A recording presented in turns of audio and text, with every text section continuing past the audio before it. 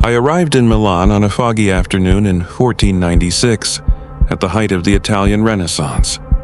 The city pulsed with the creative energy spilling from its narrow streets and workshops.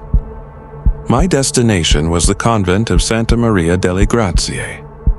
Something had brought me there, an ancient whisper of time, a clue I had long been seeking. After all, if there was a key to the greatest secret I pursued, it might be hidden within one of history's greatest enigmas, Leonardo da Vinci's painting of the Last Supper. My mission seemed clear, but my purpose remained shrouded in shadows. What would I find? What price would I pay to uncover what lay beyond the reach of human perception? Disguised as a Venetian merchant, I gained access to the convent with a modest donation. The walls of the refectory vibrated with the scent of fresh paint and the echo of the monks' voices. The painting was still unfinished, yet it already evoked a fascination that transcended mere aesthetics. Leonardo worked with obsessive focus. His hands were precise, but his eyes, they seemed to see beyond the physical world. "You have curious eyes for a merchant," he said, noticing my presence. His voice was calm, but it carried an inquisitive undertone. "And you paint with the gaze of someone who knows secrets few would dare to bear," I replied, hoping to elicit a revealing response. Leonardo gave a faint smile, wiping his hands on a cloth stained with pigments. "Secrets are merely truths waiting for the right moment to emerge," he answered before returning to his work. As I observed the Last Supper, I noticed something intriguing. It wasn't just the visual composition that caught my attention, but the almost imperceptible details, the gestures of the hands, the tilt of the faces, the interplay of light and shadow. "Each apostle seems to carry a secret," I remarked aloud. Leonardo paused, as if weighing my observation. "What you see is what was given to the world to see, but what you do not see, well, that is for the truly curious to uncover." I asked for permission to observe more closely, and, to my surprise, he granted it. I approached, feigning artistic curiosity, but in truth I was searching for the hidden codes that history's whispers suggested. In the lower right corner, almost imperceptibly, I noticed a strange pattern on the painted fabric of a tablecloth. It was as if a set of symbols, a rudimentary code, was embedded there. Why hide something so important where no one would notice? I ventured to ask. Leonardo stopped what he was doing, walked toward me, and, in an enigmatic tone, replied, "Because those who are not meant to notice will never notice." That night, I couldn't sleep. Using a rudimentary method of mirroring, I managed to decipher part of the hidden pattern in the painting. It was a message that led me to Leonardo's private workshop. I found him there alone, surrounded by papers filled with anatomical sketches and notes written in his mirrored script. He noticed my arrival and looked at me as if he already knew why I had come. "You managed to see it, didn't you?" he asked bluntly. "What does it mean?" I questioned, holding the paper where I had copied the symbols. Leonardo let out a deep sigh before responding. "It's a map, but not of physical lands. It's a map of human understanding, of the connections between what we know and what we pretend to ignore." He explained that the Last Supper was more than just a depiction of Christ's final meal. It was a diagram of something greater, a system that intertwined science, spirituality, and the power of knowledge.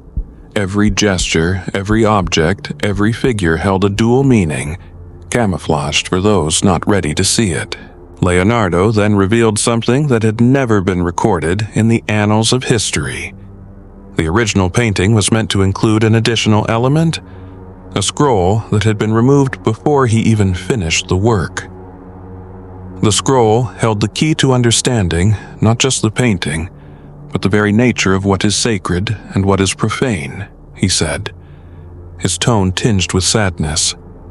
The fragment, he explained, had been taken by a secret emissary of the Vatican, fearing that its revelation would shake the very foundations of the church and society.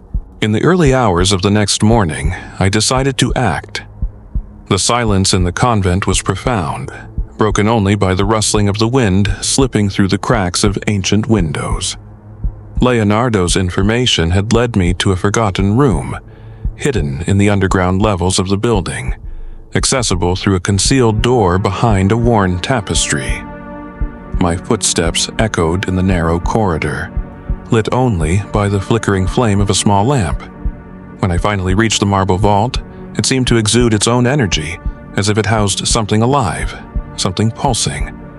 At its center was an unusual mechanism, a combination of wheels and gears that could only have been designed by a brilliant mind, perhaps Leonardo's himself. The deciphered message from the symbols in the Last Supper was the key to unlocking the vault. As I turned the wheels according to the instructions, I heard a deep click, followed by the sound of air escaping, as though time within that vault had held its breath for centuries. Inside, the scroll lay in wait, sealed with wax and marked with a symbol I instantly recognized, a triangle with an eye at its center, surrounded by a pattern reminiscent of celestial orbits. I removed it carefully, feeling the weight not just of the object but of the implications it carried. As I unrolled it, I saw the text was written in an unusual language, a blend of Latin, Greek, and something that felt almost alien in its composition. Yet the central message was clear, though profoundly unsettling. The scroll contained not only an account of Christ's Last Supper, but also a detailed explanation of its true significance. Not merely a farewell banquet, but a ritual passage into a higher state of consciousness. According to the text, Christ was not only a spiritual Messiah, but a guardian of universal knowledge, truth about the interconnection between humanity, the cosmos, and the divine. What struck me most was the description of a lost artifact, an object referred to as the Heart of Ether. According to the text, it had the power to reveal the true nature of reality.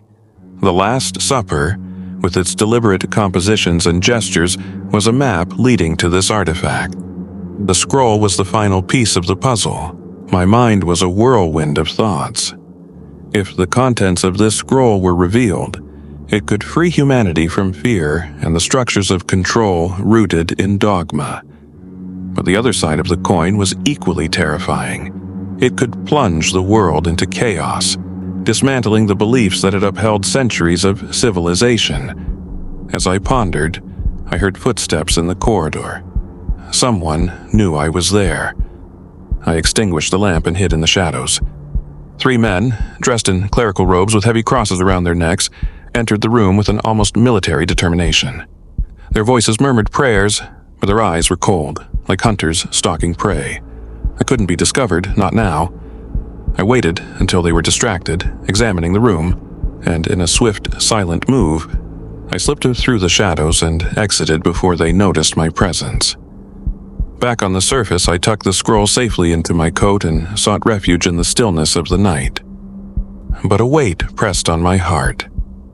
What would I do with what I now knew? I could keep the secret to protect humanity, or I could risk liberating it at the cost of its own stability. I decided the only solution was to hide the scroll once more, but this time in a place where no one would ever find it. At dawn, I returned to the underground chamber and placed it back inside the vault, sealing it with another set of symbols known only to me. Before leaving the convent, I met Leonardo one last time. He was in the courtyard, gazing at the sky. When he saw me, he smiled, as though he already knew the decision I had made. "Did you make the right choice?" he asked, not waiting for an answer. "I made the only choice time allowed," I replied. He nodded slightly, his gaze fixed on the horizon. "Time is a circle, traveler. What was once hidden can be found again. But perhaps, when that happens, the world will finally be ready for the truth." Those words echoed in my mind as I left the convent. I didn't take the scroll with me, but one question continued to haunt me. What if I was wrong?